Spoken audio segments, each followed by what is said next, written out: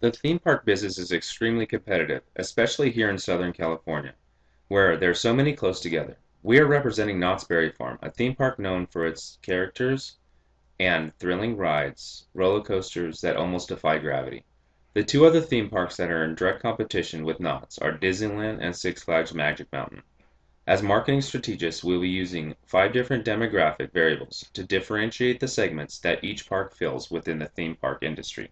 For age, Knott's should focus on the young adults, and the early middle age population is relatively low. However, their high demand for hanging out in exciting places is an opportunity to take advantage of. Age 35 to 44 has authority and financial power to support their family to become Knott's potential guests.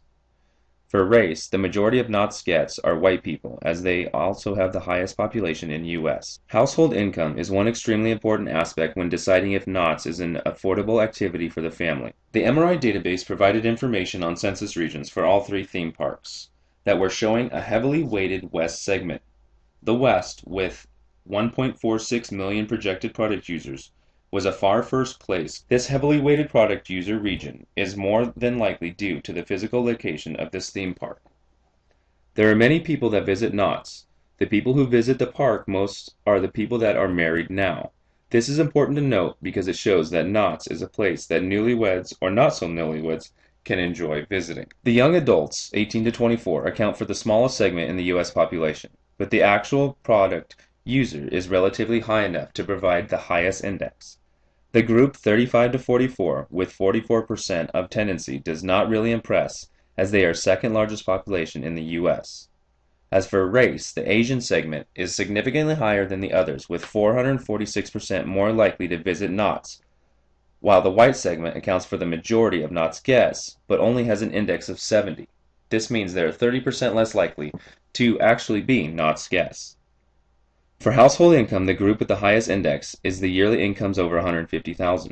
This segment is 42% more likely to attend Knott's than any other segment.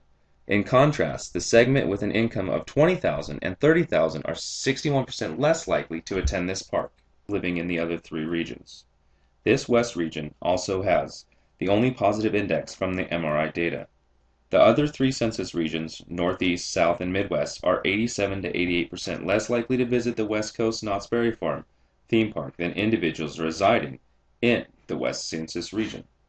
People who have never been married are 68% more likely to go visit Knott's Berry Farm. The people that have been married category is a category that will usually have a long time span, since people in this segment may just be single, dating, or in a serious relationship that could lead up to marriage. As for market penetration, with age, Knott's only the highest is 18 to 24 and the lowest is 65 plus. The highest percent across of Disneyland and Six Flags belongs to 25 to 34-year-olds and 18 to 24. Disneyland is the lead of this aspect, as it is a long-established international brand. For race, highest is the Asian segment, lowest is the African American. Disneyland and Six Flags both have a big difference in the highest percent across compared to Knott's. Across the 3 other brands, there's a clear pattern of market penetration in ranking order. Asian the highest, American the lowest.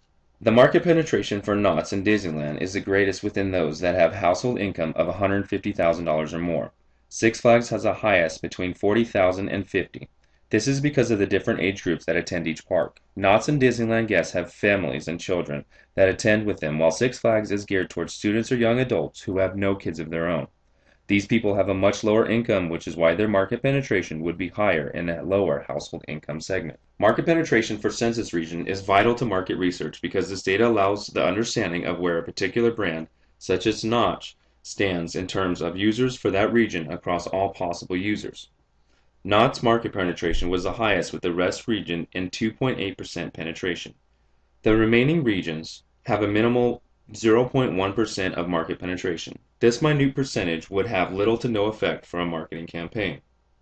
As for marriage, the highest market penetration for Knott's is those they are never married, receiving 1.2 of the entire market. This second highest segment is those who are engaged, receiving 1.1% of the market. It is interesting to note that the segment that are leading up to marriage state of the relationship seems to receive more market penetration than the other user segments that are married and then become divorced. This could possibly show how the honeymoon stages of a relationship are more beneficial and profitable for a company. As for our marketing campaign, for mass marketing, for our focal brand, Knott's Berry Farm, using the top 5 variables with the highest guest usage industries are Asians, 18 to 24 years old, who have never been married, living in the West Coast region with a household income of $150,000 minimum. The two segments that are the most beneficial for mass marketing will have a combination of a high percent down, or product users, and a high index, likeliness that that particular group participates. The two segments that we are recommending are users 18 to 24 who live in the West region.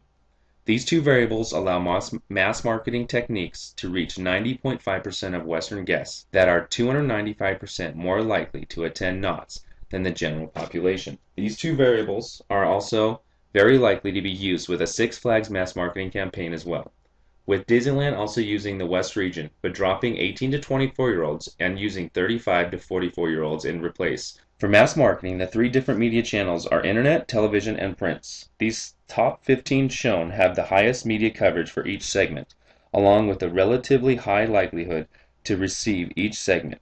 The overall goal is to reach the highest amount of users. As you can see, the top ones are Costco Connections, Yahoo Mail, and the Disney Channel. For niche marketing, the segments we recommend for niche marketing are users with household income over $150,000, Asian in ethnicity, within the early middle age group of 35 to 44. These segments describe middle-aged Asian guests who belong to upper class with high income, a marketing strategy for which focuses on the family-oriented attraction who would reach out to our targets. When it comes to niche marketing, the trend seems to be similar between our focal brand and its competitors.